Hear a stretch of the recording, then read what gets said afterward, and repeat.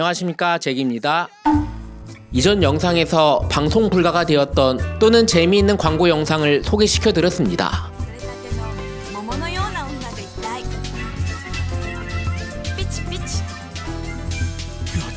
선생님, 다음은 제 차례입니다. 그런데 이렇게 광고를 금지시켰던 법과 규정이 없던 때에 나왔던 한 회사의 광고. これいくらするんですか？このマークはこの数字は？金はまだまだクエスチョンマークに包まれていますね。今金のすべてに応えるトヨタ商事。 광고 속 회사는 일본에서 유명한 사기 사건을 일으킨 회사로 피해를 당한 분들의 숫자는 일본 전국 수만 명에 피해액은 2천억엔, 한국 돈으로 1조 8천억 원이라는 엄청난 금액이었으며, 더욱 놀라운 점은 이렇게 사기를 친 회사 회장이 취재를 위해 모여든 카메라 앞에서 정의 구현을 당하는 모습이 생생히 지켰는데, 男らは窓から侵入すると中にいた男性をめった刺し、居並ぶ報道カメラの目の前で起きた惨劇にある局のアナウンサーは子供に見せないでくださいと叫んだという。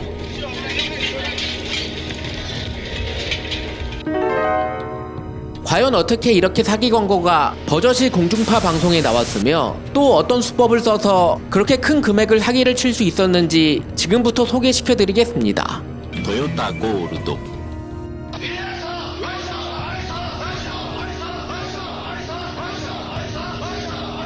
유튜브에서 한 번쯤 보셨을 만한 파이팅 넘치는 일본 어느 회사의 아침 조회. 영상의 회사는 사건의 토요타 상사로 체조 이후 자신의 한 달 계획을 우렁차게 읊은 뒤 영업에 들어갑니다. 今月はね、一匹からね飛ばしていきますよ。いいですか？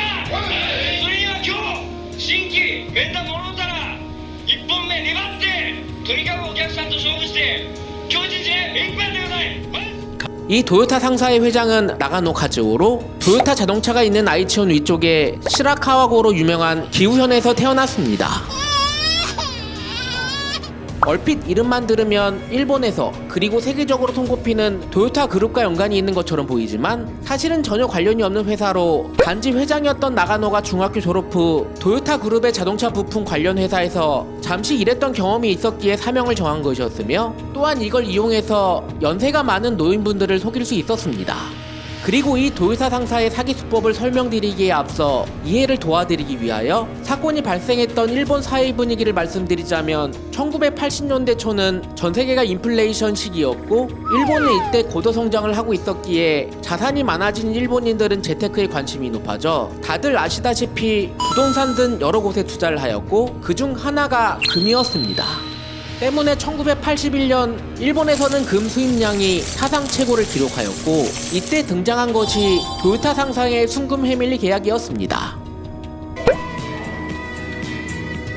この星はもっと輝くはずだ。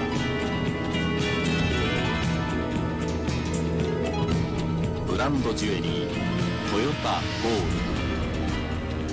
이들의 수법은 고객에게 자신의 회사에서 금을 구매하게 하고, 실제 금은 회사에서 안전하게 보관해주는 대신에 증권을 주었고, 맡긴 금을 운용해서 연간 10%의 수익금을 준다고 말하였습니다.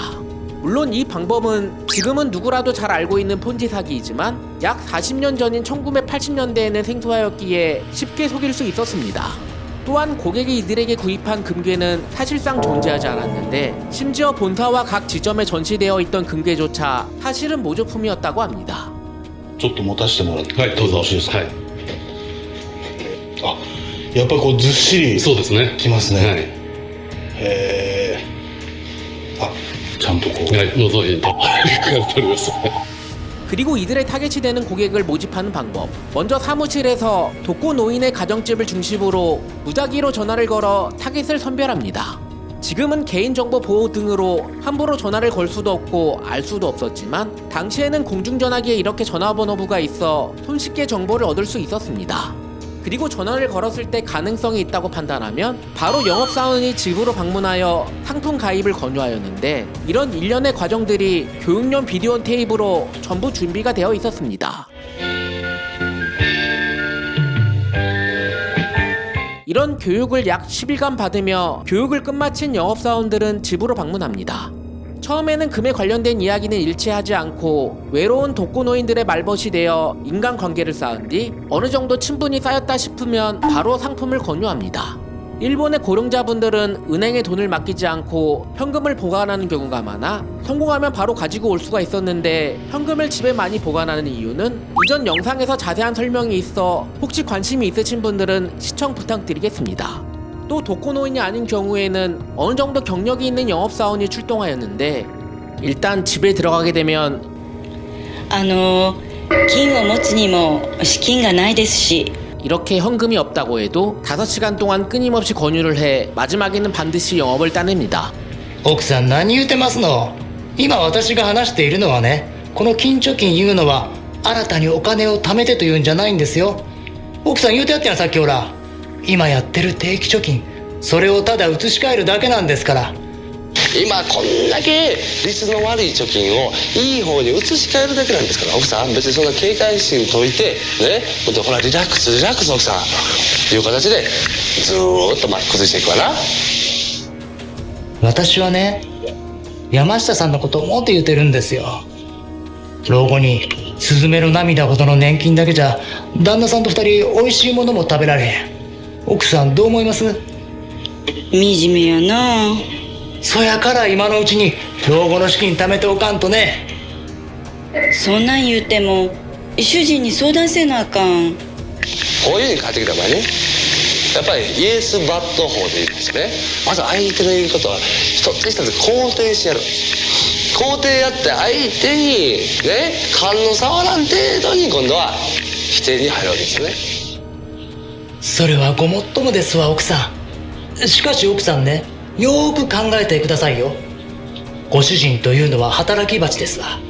朝起きて会社行って外に出たら真の敵と戦って一生懸命会社で働いてるんです。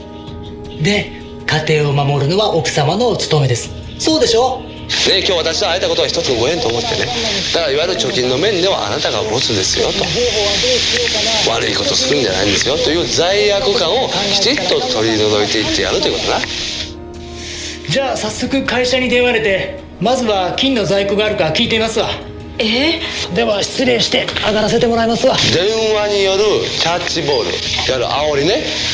10円玉を置く、ちゃんと置きなさいよ、計算とか変わりますって言ったら必ず、電話賃を置いて、そして、電話を取る。相手の声はお客さんには聞こえないからな。だから復読した自分の声だけお客さんに聞かせたらいいわけ。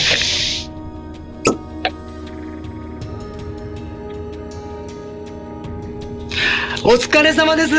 今山下さんとこにいてるんですけど、すいません、ちょっと在庫状況を教えていただけませんか？マセル3キロだけならよかったですわ。課長、じゃあそれじゃ取っておいてくださいよ。よろしくお願いしますよ。はいお客様が来社されて、はいどうぞ。斉藤さんがプラス3キロ、はい、高橋さんがプラス5キロ、はい、鈴木さんはプラス2キロで、はい、で佐藤さんが10キロこうだ。そうです。お客さんが自分のお客さんがどんどん買い増してきてる部分、それをきちっと本当のように見せるのが一つの芸だわな。こういう技を使ってね。そしたらお客さんダーッと煽るわけ。とにかく課長、山下さんの分の3キロ誰にも回さんでくださいね。お願いします。いやーよかったですね山下さん。金3キロ何度か調達できそうですわ。でもな、そうは言うてもな。わかりました奥さん。金がどうのこうのどうでもええ。この男三橋、奥さんに一つお願いします。頼んます。とにかくいろいろある通帳のうち一つだけでいいからやってみてください。お願いします。何回も土下座して最後に30分間ずーっと土下座しっぱなしだった。これで契約決まるケースってかなりありますね。最後はね、金がどうのこうのもうそんなどうでもいいわけでしょ。最終的に手段は選ばん、最後に契約になればそんでいいです。